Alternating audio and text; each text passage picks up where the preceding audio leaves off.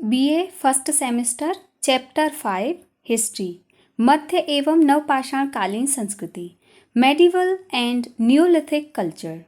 Introduction. भूमिका। प्रागैतिहासिक काल में मध्य पाषाण काल सांस्कृतिक दृष्टि से उन्नति का काल था। मध्य पाषाण काल को एक स्वतंत्र सांस्कृतिक चरण के रूप में मान्यता मिली। मध्य पाषाण युगीन मानव ने अपने मानसिक विकास का परिचय देते हुए गुफाओं एवं पहाड़ियों पर कई रेखाचित्र उकेरे मतलब बनाए। इन शैल चित्रों में जानवरों के शिकार के चित्र, जानवरों के आपस में युद्धरत चित्र मतलब दो जानवर आपस में लड़ रहे हैं, एवं मानव के समूह नृत्यों के चित्र इत्यादि हैं। मतलब लोग जो ग्रुप में डांस करते हैं ना, जैसे कई सारे लोग एक गोला बना के डांस कर रहे हैं या एक दूसरे का हाथ पकड़ के डांस कर रहे हैं। ग्रुप डांस जो होता है, समूह नृत्य बोलते हैं उसको।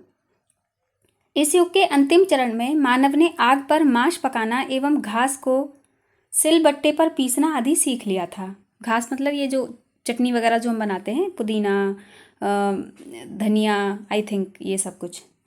मध्य पाषाण काल के पश्चात नवपाषाण युग का आरंभ हुआ। इस काल में मानव के इतिहास की सर्वप्रथम क्रांति संपन्न हुई, जबकि मानव ने आखेट से कृषि कार्य की ओर पदार्पण किया। आखेट मतलब होता है शिकार करना और कृषि कार्य मतलब खेती, एग्रीकल्चर। तो इसकी ओर पदार्पण किया मतलब उसकी ओर चला, वो आगे बढ़ा उसकी तरफ। साथ ही पशुपालन का आरंभ भी हुआ। अब मानव ने गुफाओं में पालतू पशुओं के चित्र उकेरे और यही वो समय था जब शायद जो पुराने मानव थे हमारे, उन्होंने पशुओं के चित्र बनाए।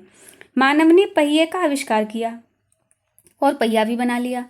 इसके बाद ताम्र पाषाण काल में मानव ने उन्नति के सभी सोपानों को छू लिया, और जब ताम्र पाषाण काल आया, जो कि अभी हम और आगे पढ़ेंगे, तो उसमें उन्होंने क्या किया, और भी उन्नति मतलब और भी बहुत सारी चीज़ों का आविष्कार कर लिया। बहुत ही आगे पहुंच गई उनकी जो रहन सहन की जो संस्कृति थी या जिस तरह से वो रहते थे, जो उनका रहन सहन था, वो बहुत ही आगे पहुंच गया, बहुत ही सोपानों को छू लिया उसने।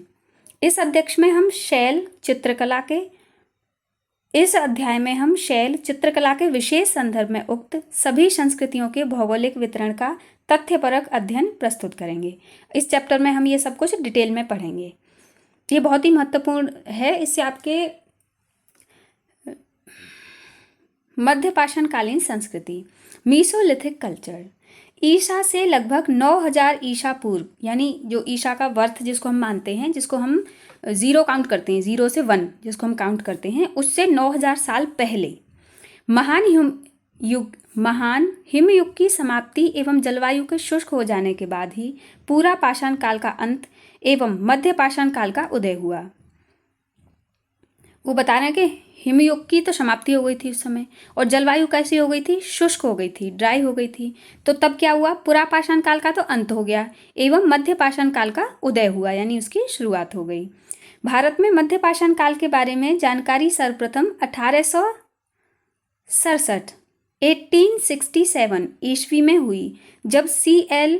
कार्लाइल महोदय ने विंध्य क्षेत्र के लघु पाषाणोपकरण यानी माइक्रोलिथ्स खोज निकाले। इनके पश्चात G.R. हंटर ने पचमढ़ी की पहाड़ियों आदि में संस्कृति की खोज की। इस उत्खनन में उपकरणों के साथ साथ मानव अवशेष एवं विभिन्न प्रकार की अन्य सामग्री प्राप्त हुई। वो बता रहे हैं कि इस सब के बारे में कि कौन सा काल क्या है। जैसे अभी हम मध्य पाषाण काल की बात कर रहे हैं, तो उनको कैसे पता चला कि ये किस समय की बात हो रही है। तो ये सबसे पहले 1867 में जब C.L. कार्लाइल महोदय ने विंध्य क्षेत्र में क्या मिला था, माइक्रोलिथ्स यानी पाषाणोपकरण मतलब पत्थर से बने हुए कुछ उपकरण मिले थे। और इसके बाद जो G.R. हंटर हैं, उन्होंने पचमढ़ी की पहाड़ियों में इस संस्कृति की खोज की थी। वहाँ पे कुछ इसके अवशेष मिले होंगे, जिससे हमको पता चला कि वहाँ पे कोई ऐसी संस्कृति थी। इस उत्खनन में उपकरणों के साथ साथ मानव अवशेष एवं विभिन्न प्रकार की अन्य सामग्री भी प्राप्त हुई थी। और इस उत्खनन में मतलब इस खोज में, खुदाई में क्या क्या मिला, मानव के अवशेष और कुछ अलग अलग सामग्री जो वो लोग यूज किया करते होंगे। इस काल को संक्रांति काल भी कहा जाता है, ये आप याद रखना। क्योंकि इस काल में न तो पुरापाषाण की विशेषताओं को पूर्ण रूप से त्यागा गया था और न ही नवपाषाण काल की विशेषताओं को पूर्ण रूप से अपनाया गया था। इस काल में मानव पूर्व की तुलना में अधिक विस्तृत भौगोलिक क्षेत्र में फैला व जनसंख्या की दृष्टि से भी प्रगति हुई। मध्यपाषाण कालीन संस्कृति के प्रमाण प्रचुर मात्रा में देश के लगभग सभी भूभागों से प्राप्त हुए हैं। उत्तर में जवालगढ़ी पेशावर से लेकर दक्षिण में सोबियाडर्म यानी कि जिला तिन्नेवली एवं पश्चिम में कराची जो कि सिंध में है से लेकर पूरब में सरायकेला जो कि बिहार में है तक के अनेक स्थलों से इस संस्कृति के साक्ष्य मिलते हैं। मतलब पूरे देश में कहीं ना कहीं कुछ ना कुछ साक्ष्य मिले हैं इस संस्कृति के। उपकरण यानी कि टूल्स। मध्यपाषाण कालीन उपकरणों का आकार अत्यंत छोटा है। वे लगभग आधे इंच से लेकर पौन इंच के बराबर हैं। इनमें कुंठित तथा टेढ़े ब्लेड, छिद्रक, स्क्रैपर, ब्यूरिन, बेधक एवं चांद्रिक आदि प्रमुख हैं। यह उपकरण काफ़ी छोटे ब्लेडों पर बनाए गए हैं। इन उपकरणों का उपयोग लकड़ी अथवा लंबी अस्थि में फंसाकर, बांधकर अथवा जड़कर किया गया। मतलब जो उस समय के जो टूल्स हैं वो तो बहुत छोटे छोटे हुआ करते थे, लेकिन वो लोग उनको यूज़ कैसे करते थे, जैसे किसी हड्डी में फंसा दिया, किसी लकड़ी में फंसा दिया, वो नुकीली सी चीज़ जो भी उनके पास थी, ब्लेड, छिद्रक, स्क्रैपर, तो उनको किसी में फंसा के यूज़ करते थे क्योंकि वो तो जो मेन जो टूल होता था, जो नुकीला होता था, शार्प होता था, वो बहुत छोटा होता था। जैसे हमारे पास पेन होते हैं ना, तो पेन में सबसे नुकीली चीज़ क्या होती है, उसकी निब होती है, तो वो तो बहुत छोटी सी होती है, लेकिन अगर निब नहीं हो तो हमारा पेन खराब हो जाता है। तो वैसे ही उनके जो टूल होते थे उसको वो किसी और चीज़ में लगा के यूज़ करते थे। परिणाम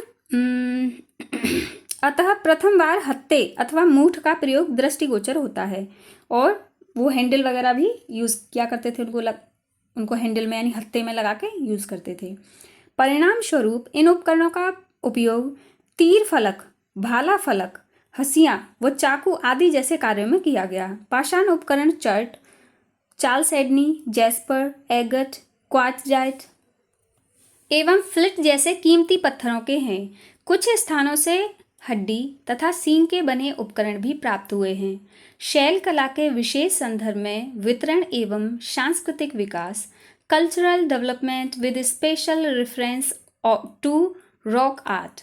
भारत के मध्य प्रदेश, बिहार, पश्चिम बंगाल, उत्तर तथा प्रदेश के क्षेत्र मध्य पाषाणिक अवशेषों एवं शैल कला की दृष्टि से अत्यंत महत्वपूर्ण हैं। 1964 ईस्वी में R.V. जोशी महोदय ने होशंगाबाद जिले में स्थित आदमगढ़ शिलाश्रय से लगभग 25,000 लघु पाषाणोपकरण यानी वो पत्थर के छोटे छोटे हथियार, मध्य प्रदेश के हीरायसेन जिले में भीमबेटका के शिलाशयों तथा गुफाओं से भी मध्य पाषाण कालीन संस्कृति के साक्ष्य यानी वही उपकरण प्राप्त होते हैं।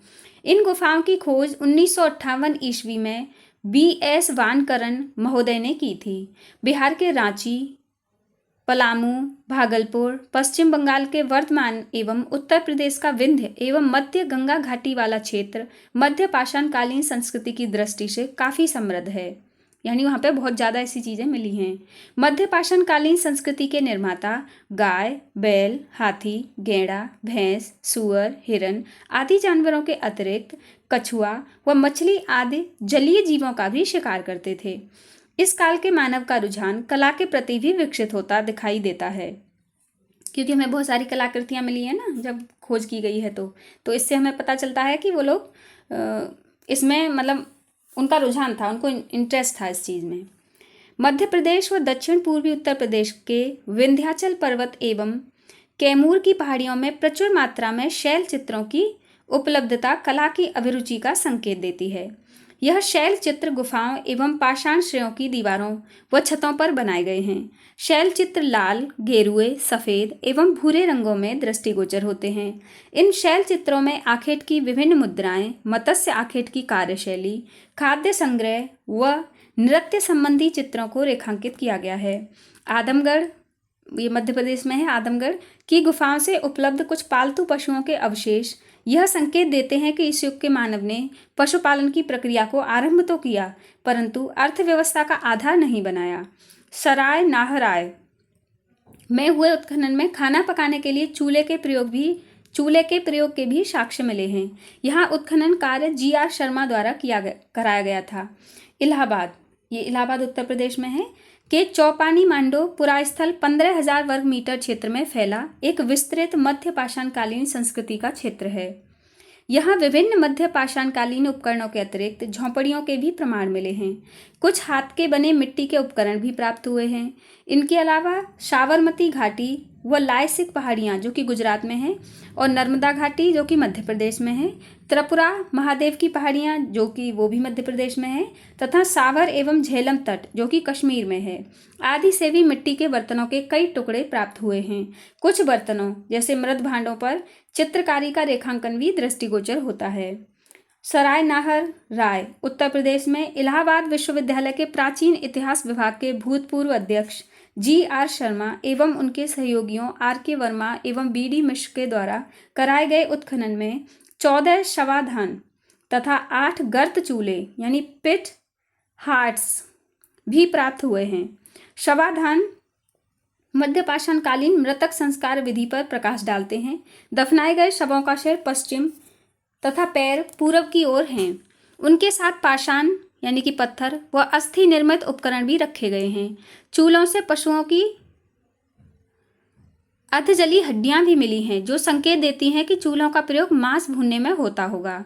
लखेनिया उत्तर प्रदेश, भीमबेटका मध्य प्रदेश, लांगनाज गुजरात एवं महदहा जिला प्रतापगढ़ उत्तर प्रदेश से भी शव दफनाने संबंधी साक्ष्य मिले हैं। कहीं कहीं शव करवटलीय अवस्था में है। महदहा की एक कब्र में स्त्री पुरुष को एक साथ दफनाया गया है। यहाँ भी शवों के साथ उपकरण एवं मृत भांडों के साक्ष्य मिले हैं।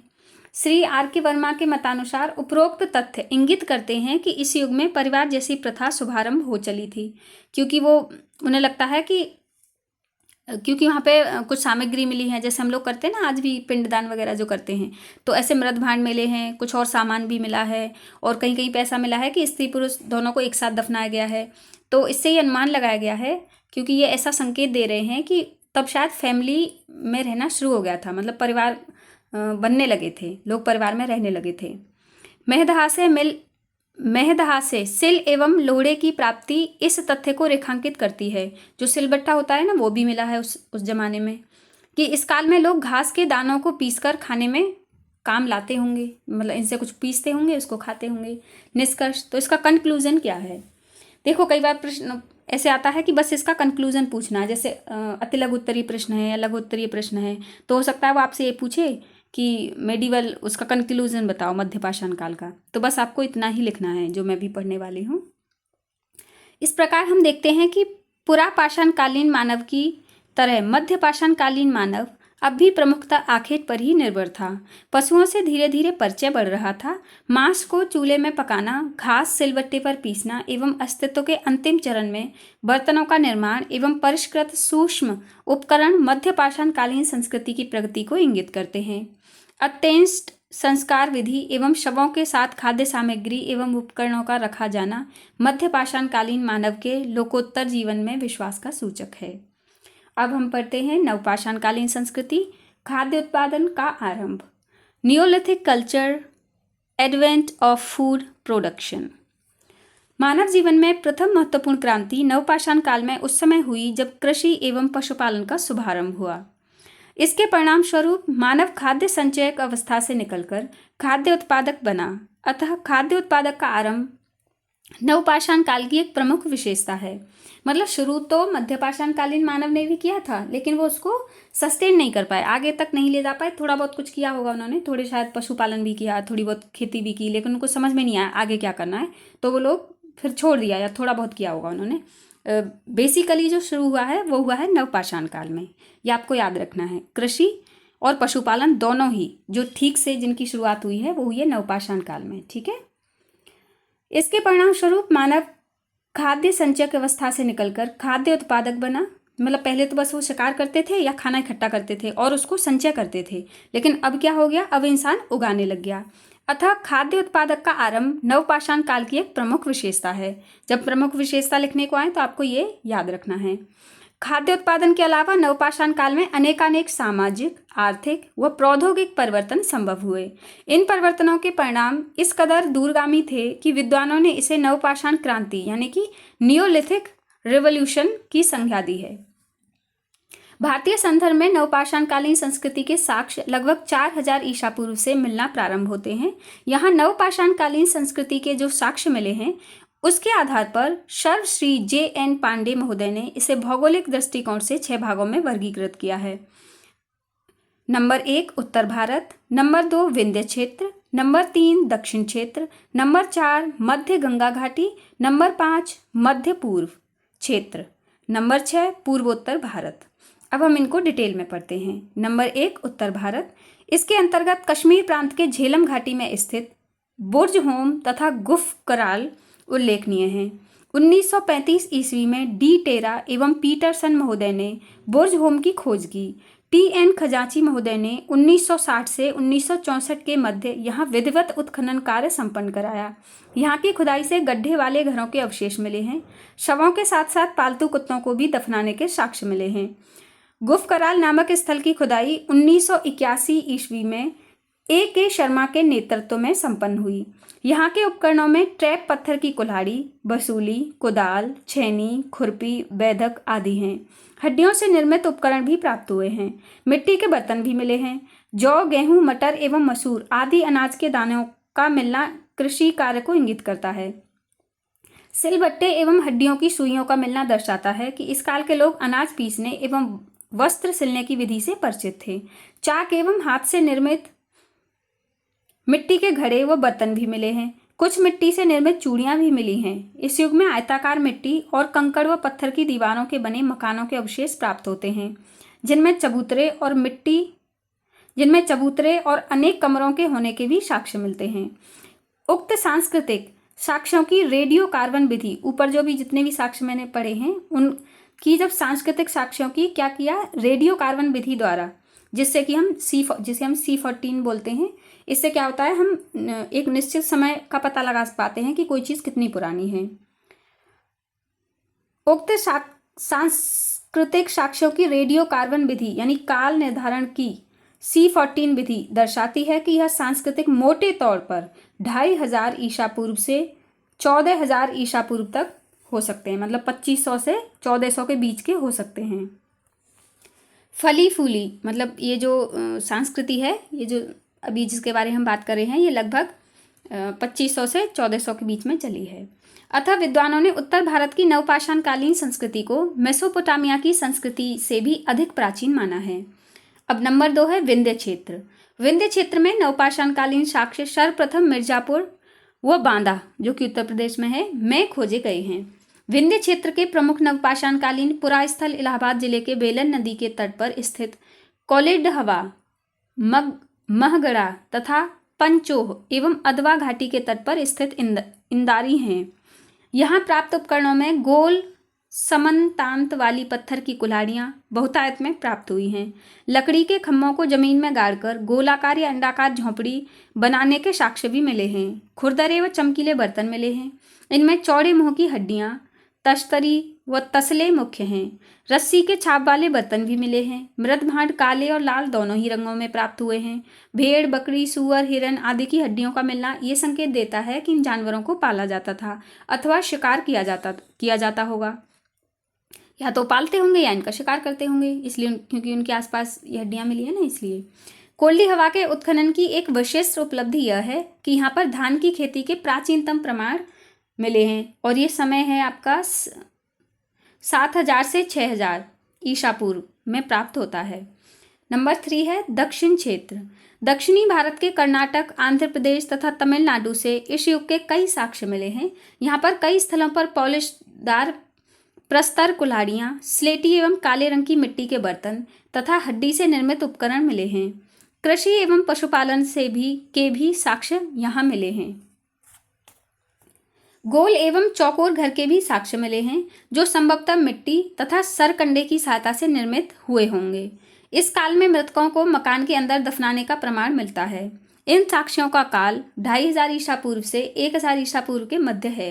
नवपाषाण काल के सबसे पुराने अवशेष दक्षिण भारत के संगनकल्लू में ली मैसूरिये सुब्बाराव द्वारा 1964 ईस्वी में उत्खनन किए गए हैं।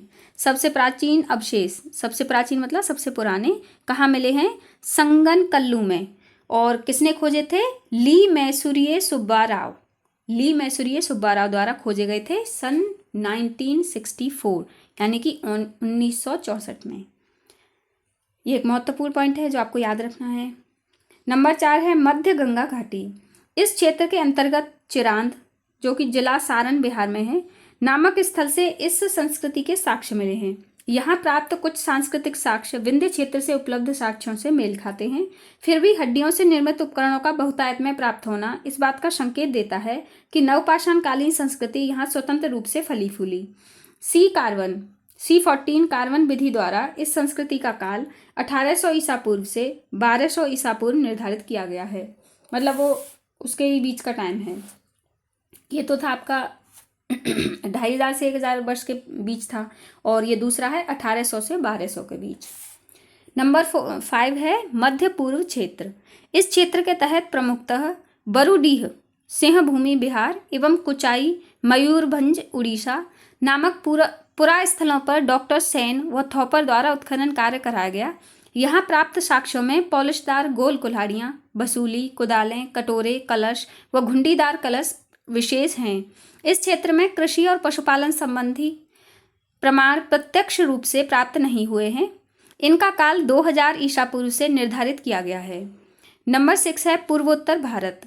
1867 ईस्वी में सर्वप्रथम जॉन लुब्बक महोदय को ब्रह्मपुत्र घाटी से चमकदार पॉलिशदार उपकरण प्राप्त हुए। असम की पहाड़ियों तथा मेघालय की गारो पहाड़ियों से भी इस संस्कृति के साक्ष्य मिले हैं। इनमें कुल्हाड़ी, हथौड़े, सिलबट्टे, मूसल आदि प्रमुख हैं। यहाँ से झुम कृषि या अस्थायी कृषि के प्रचलन के साक्ष्य मिले हैं। प्रोफेसर शर्मा के मतानुसार इस क्षेत्र की नवपाषाण कालीन संस्कृति का उद्भव दक्षिण पूर्वी एशिया से लगभग 2000 ईसा पूर्व संभव हुआ है। इस प्रकार हम देखते हैं कि नवपाषाण कालीन संस्कृति का निर्माता मानव अब यायावरी जीवन से निकलकर स्थायी आवास की ओर अग्रसर हुआ। खाद्य संग्राहक न रहकर अब वह कृषि एवं पशुपालन द्वारा खाद्य उत्पादक बन गया। अग्नि के प्रयोग से परिचित होने के कारण उसका जीवन अधिक सुरक्षित हो गया। कुछ विद्वानों का यह भी अनुमान है कि वह जानवरों की खालों को सिलकर वस्त्र भी बनाने लगा, बर्तनों को रंगने लगा एवं चित्रकला से भी परिचित हुआ। इस प्रकार हम पाते हैं कि नवपाषाण कालीन संस्कृति एक प्रगतिशाली संस्कृति की वाहक थी। इस संस्कृति के मानव को एक व्यवस्थित, स्थायी व जीवन के विभिन्न क्षेत्रों में विशेषज्ञता हासिल करने का अवसर मिला। नवपाषाण कालीन संस्कृति की विशेषताएं। Features of Neolithic culture. नवपाषाण कालीन संस्कृति की मुख्य विशेषताएं इस प्रकार हैं। नंबर 1, पुरापाषाण कालीन मानव अब यायावरी यानी कि घुमक्कर, जो बस इधर से उधर घूम के कैसे ही अपना शिकार करके या फल फूल ढूंढ के पेट भरते थे, वैसा नहीं रहा। जीवन से निकलकर नवपाषाण काल में स्थायी आवास की ओर अग्रसर हुआ। इस प्रकार स्थायी जीवन का आरंभ यानी बिगनिंग ऑफ सेटल्ड लाइफ नवपाषाण युग की महत्वपूर्ण विशेषता सिद्ध हुई। नंबर 2 है नवपाषाण काल में मानव खाद्य संग्राहक न रहकर कृषि एवं पशुपालन द्वारा खाद्य उत्पादक बन गया। मानव ने खेती करना सीख लिया। उत्तर प्रदेश की बेलन घाटी स्थित कोल्डी हवा स्थल से 7000 ईसा पूर्व धान यानी चावल की खेती के साक्ष्य मिले हैं। कोल्डी हवा से कृषि का विश्व का प्राचीनतम साक्ष्य उपलब्ध होता है। मेहरगढ़ से 5000 ईसा पूर्व गेहूं, जौ एवं रुई की खेती के साक्ष्य मिले हैं। नंबर 3, नवपाषाण काल में पशुपालन के प्रारंभ होने के भी साक्ष्य मिले हैं। सर्वप्रथम मनुष्य ने कुत्ते को पालतू बनाया। यह शिकार में मनुष्य की सहायता करता था व जंगली जानवरों से उसे बचाता था। धीरे धीरे नवपाषाण कालीन मानव ने गाय, भेड़, बकरी, गधे, घोड़े, ऊंट, मुर्गी आदि को भी पालतू बनाया। बैल, घोड़े एवं ऊंट का प्रयोग वह कृषि कार्य में करने लगा। वजन लादने में भी वह इन पशुओं का उपयोग करने लगा। नंबर 4 है मनुष्य खेतों के आसपास झोंपड़ी नुमा घर बनाकर रहने लगा। गारे की कच्ची ईंटों से बनाए गए घरों के भी प्रमाण मिले हैं। कश्मीर के बुर्ज होम में लोगों के गड्ढा घरों में रहने के प्रमाण भी मिले हैं। दक्षिण भारत में इस काल में नरकुल और मिट्टी के घर बनाए जाते थे। मिट्टी और सरकंडे के बने आयताकार व गोलाकार घरों के साक्ष्य मिलते हैं। यह 4-5 कमरों के होते थे। इनमें 1 या 2 कमरे भंडार गृह का कार्य करते थे। नंबर 5, अब मनुष्य आग का प्रयोग सीख गया था, अतः अनाज एवं पशुओं का मांस आग पर पकाकर खाने लगा। दूध, दही, घी आदि का प्रयोग भी सीख गया था। जानवरों की खाल को सिलकर वस्त्र भी बनाने लगा। रुई के प्रयोग से सूती वस्त्र का निर्माण भी संभवतः आरंभ हो गया था। नंबर 6, अनाज रखने के लिए मिट्टी के बर्तन, पॉलिशदार काले मृदभांड, धूसर मृदभांड बनाने लगा। ये मृदभांड नवपाषाण काल की तुलना में अधिक परिशोधित एवं सुंदर थे। पहिए का आविष्कार इस युग की महत्वपूर्ण विशेषता थी। अब मनुष्य चाक पर बर्तन बनाने लगा। पहिए का प्रयोग गाड़ी में करके बोझ ढोने की समस्या भी हल हो गई। व्यापारिक गतिविधियों के आरंभ को बल मिला। और नंबर 7 है, शवों को दफनाने व जलाए जाने के प्रमाण मिलते हैं। मृत्यु के समय कुछ संस्कारों का भी आरंभ हुआ है। कुछ तावीज भी धर्म की ओर रुचि को प्रकट करते हैं। अब हम पहुंचेंगे ताम्रपाषाण कालीन संस्कृति, चैल्कोलिथिक कल्चर, या आप चाहें तो इसे कॉपर स्टोन एज भी कह सकते हैं। ताम्रपाषाण कालीन संस्कृति को आंग्ल भाषा में चाल्कोलिथिक, यानी कि चाल्को शब्द मूल शब्द चैकोस से बना हुआ है, जिसका तात्पर्य है ताम्र से, व लिथिक का तात्पर्य है पाषाण से, कल्चर कहते हैं। इसलिए इसको हम क्या कहते हैं? चाल्कोलिथिक, यानी कि ताम्रपाषाण कालीन संस्कृति या कल्चर। ताम्र एवं पाषाण का एक साथ प्रयोग करने वाली संस्कृति ताम्रपाषाण संस्कृति कहलाई। नवपाषाण युग का अंत होते होते धातुओं का प्रयोग आरंभ हो गया था। पत्थर के साथ साथ प्रथम धातु के रूप में तांबे के उपकरणों का भी प्रयोग होने लगा। ताम्रपाषाण कालीन लोग प्रमुखतः ग्रामीण समुदाय के थे। वह देश के ऐसे भाग में फैले थे जहां पहाड़ी जमीन और नदियां थीं। भारत के विभिन्न भूभागों में उपलब्ध ताम्रपाषाण कालीन संस्कृति को 6 भागों में विभक्त किया गया है। नंबर 1 है आहड़ बनास क्षेत्र। नंबर 2 है मध्य प्रदेश। नंबर 3 उत्तरी दक्कन। नंबर 4 है दक्कन क्षेत्र। नंबर 5 गंगा का दोआब क्षेत्र। और नंबर 6 है पूर्वी क्षेत्र। अब हम इसको भी थोड़ा सा डिटेल में पढ़ेंगे। नंबर 1 आहड़ बनास क्षेत्र। बनास या आहड़ संस्कृति के साक्ष्य दक्षिण पूर्वी राजस्थान में स्थित बनास नदी के तटीय क्षेत्रों में मिलते हैं। आहड़, बागोर, गिलुंद नामक पुरास्थलों से इस संस्कृति के साक्ष्य मिले हैं। काली एवं लाल मिट्टी से निर्मित मृदभांड इस संस्कृति की विशेषता हैं। इन मृदभांडों का बाहरी भाग सफेद रंग से रंगा है, जिस पर ज्यामितीय आकृतियां अथवा गोल या अर्ध वलयाकार स्वरूपों में चित्र उत्कीर्ण हैं। इस क्षेत्र से प्राप्त मृण मूर्तिकाओं एवं अस्थियों से ज्ञात होता है कि कुबरदार पशु यहाँ की अर्थव्यवस्था का एक महत्वपूर्ण भाग था। अन्य पशु घरेलू गधे, बकरी, भैंस, सूअर इत्यादि थे। इस संस्कृति के निर्माता आखेट एवं मत्स्य आखेट करते थे। आहड़ का प्राचीन नाम तंबवती है। आहड़ संस्कृति का काल 2100 से 1500 ईसा पूर्व माना जाता है। गिलुंद इसका स्थानीय केंद्र है, जहां तांबे के टुकड़े मिलते हैं। नंबर 2 है मध्य प्रदेश। मध्य प्रदेश के कैथा, महेश्वर, नवदाटोली, नागदा एवं ऐरन आदि पुरास्थलों से ताम्रपाषाण कालीन संस्कृति के साक्ष्य मिले हैं। इस संस्कृति का प्रधान केंद्र मालवा है। मालवा से प्राप्त मृदभांडों को ताम्रपाषाण कालीन मृदभांडों से उत्कृष्ट माना गया है, यानी अच्छा माना गया है। मालवा संस्कृति की प्रमुख विशेषता हल्के पीले अथवा नारंगी रंग के मृदभांड हैं, जिन पर काले व गहरे भूरे रंग के चित्रकारी दृष्टिगोचर होती है। मालवा के अलावा महाराष्ट्र के इनाव गांव से भी इस संस्कृति के अवशेष प्राप्त हुए हैं। विभिन्न उत्खननों से गेहूं, जौ, चावल के जले हुए अवशेष इस क्षेत्र में कृषि की व्यापकता का संकेत देते हैं। नंबर 3 है उत्तरी दक्षिण क्षेत्र। उत्तरी दक्कन क्षेत्र में ताम्रपाषाण कालीन संस्कृति के प्रमुख स्थल पश्चिमी महाराष्ट्र के जोरवे, नेवासा व देमाबाद, जो कि अहमदनगर है, चंदौली, सोनगांव, इनामगांव, प्रकाश व नासिक में मिलते हैं। उक्त सभी स्थल जोरवे संस्कृति के तहत आते हैं। जोरवे अहमदनगर जिले में गोदावरी नदी की शाखा प्रवरा नदी के बाएं तट पर अवस्थित है।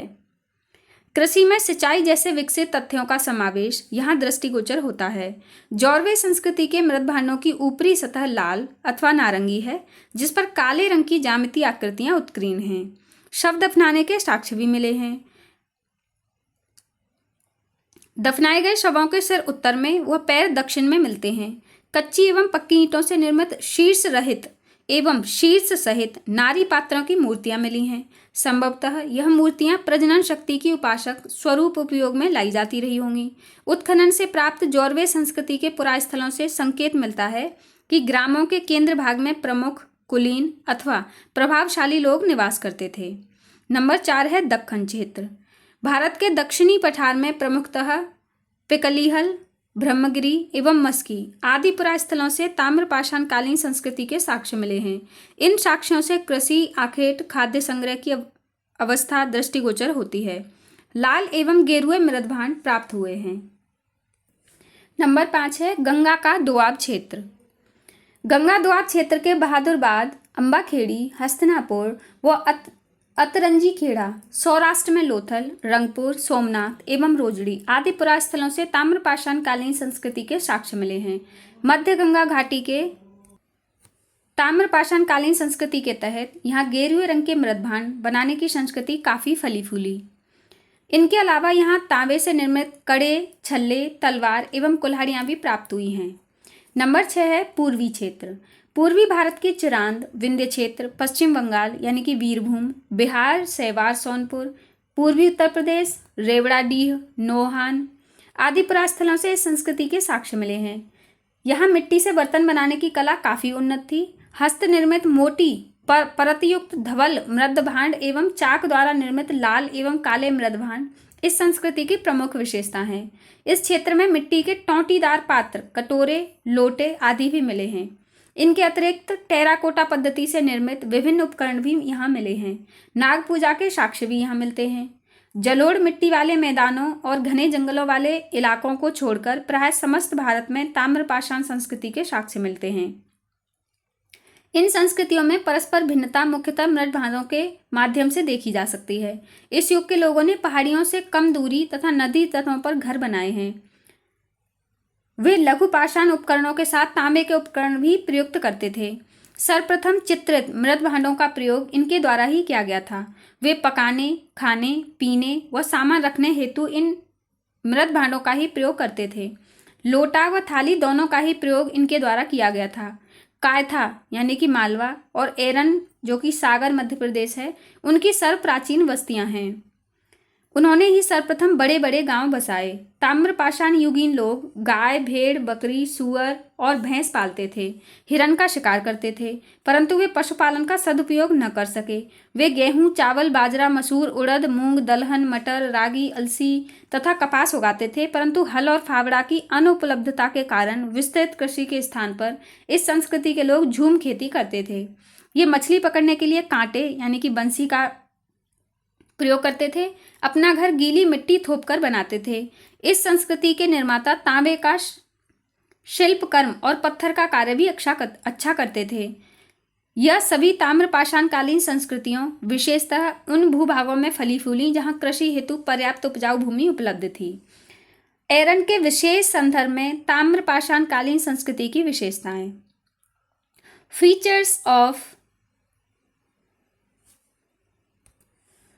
Features of Chalcolithic culture in special reference to Aran। एरन भारत की ताम्रपाषाण कालीन संस्कृति का एक सर्व प्रमुख स्थल है। एरन मध्य प्रदेश में सागर जिले की बीना तहसील में स्थित है। सागर के यह 80 किलोमीटर दूर उत्तर पश्चिम में स्थित है। यह बेतवा नदी की सहायक नदी बीना नदी के तट पर बसा है। हड़प्पा संस्कृति से एरन का संबंध यहाँ के मृद भांडों, कुबरदार बैल और मूर्ति एवं यहाँ तक कि प्राप्त पक्की ईंटों से पता चलता है। मनोरंजन की सामग्री और विशाल मिट्टी के सुरक्षा प्राचीन एरन के ताम्रपाषाण युगीन लोग पाषाण उपकरणों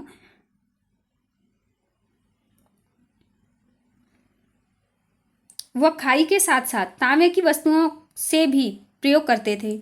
एरन 3 ओर से बीना नदी द्वारा घिरा हुआ है।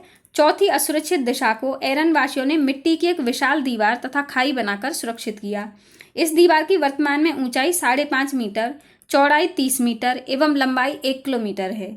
इस दीवार से एरन वासियों की सजगता का पता चलता है। एरन की ताम्रपाषाण संस्कृति की प्रमुख विशेषता निम्नवत हैं। नंबर 1, एरन की ताम्र पाषाण युगीन मानव द्वारा निर्मित मृदभांड अत्यंत सुंदर व मजबूत हैं। नंबर 2, यहाँ के ताम्रपाषाण युगीन निवासी साज श्रृंगार की सामग्री का उपयोग करते थे।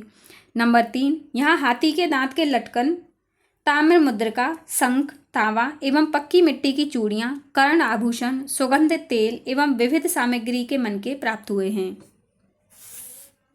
नंबर 3, यहाँ के ताम्रपाषाण युगीन निवासी हथियारों के रूप में हिरण के सींग, पाषाण के अस्त्र शस्त्र एवं तांबे की कुल्हाड़ियों और बाण फलक का उपयोग करते थे। यहाँ के ताम्रपाषाण कालीन मानव पशुपालन करते थे। ये नंबर 4 है, ये तो बोला ही नहीं मैंने। नंबर 4, यहाँ के ताम्रपाषाण कालीन मानव पशुपालन करते थे, हिरण व मछली का शिकार करते थे, चावल, गेहूं, कपास, जौ, मटर एवं मूंग की खेती से भी परिचित थे। नंबर 5, माप तोल की प्रणाली का उन्हें ज्ञान था। बाट के रूप में वे जॉस्पर के पत्थर का उपयोग करते थे। नंबर 6, संभवतः यहाँ के ताम्रपाषाण युगीन निवासी व्यापार भी करते थे एवं व्यापार हेतु वे बैलगाड़ियों एवं नौकाओं का भी प्रयोग करते थे। नंबर 7, यहाँ के ताम्रपाषाण युगीन निवासियों का रुझान धर्म के प्रति था।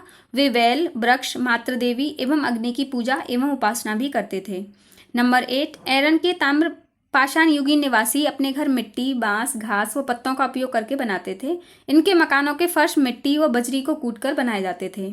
अपने फर्श को मजबूत बनाने व सीलन से बचाने के लिए इसमें हड्डी व लकड़ी के कोयले को भी मिलाया जाता था।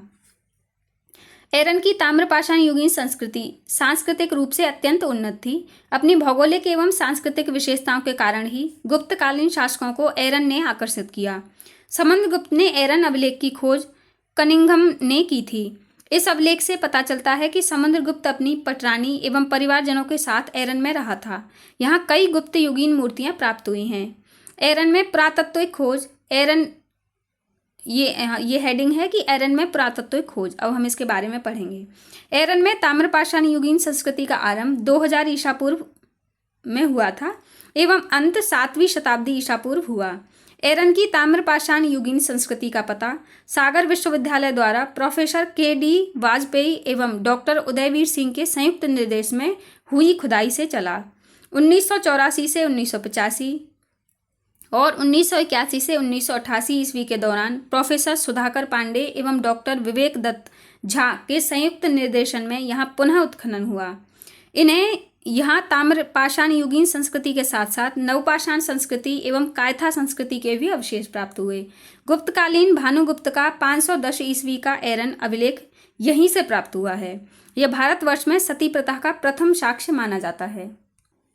स्मरणीय तथ्य: युग मध्य पाषाण काल और काल है 10,000 से 4,000 ईसा पूर्व। और इसकी सांस्कृतिक विशेषताएं हैं: अत्यंत छोटे यानी आधे इंच से पौने इंच के उपकरण, ब्लेड, छिद्रक, स्क्रैपर, ब्यूरिन, बेधक आदि का लकड़ी व अस्थियों में फंसाकर प्रयोग, शैल चित्रों द्वारा कलात्मक अभिरुचि का प्रमाण, मानव का नृत्य करते, भागते, शिकार करते एवं विभिन्न पशुओं जैसे चीता, भैंसा, गैंडा आदि का चित्रांकन, चित्रों में गहरे लाल, हरे, पीले एवं सफ़ेद रंग का प्रयोग। नंबर 2 है नवपाषाण काल, 7,000 से 1,000 ईसा पूर्व। अत्यधिक तीक्ष्ण उपकरणों का प्रयोग, तीक्ष्ण मतलब शार्प।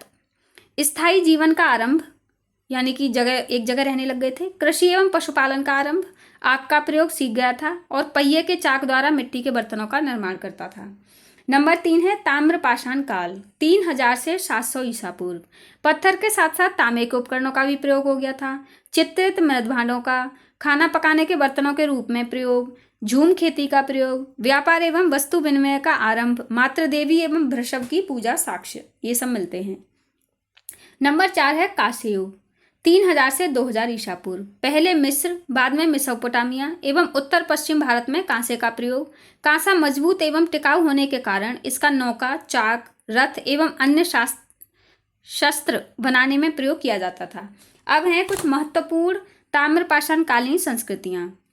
संस्कृति: एरन संस्कृति, इसका समय है 2000 से 700 ईसा पूर्व और स्थिति है सागर मध्य प्रदेश।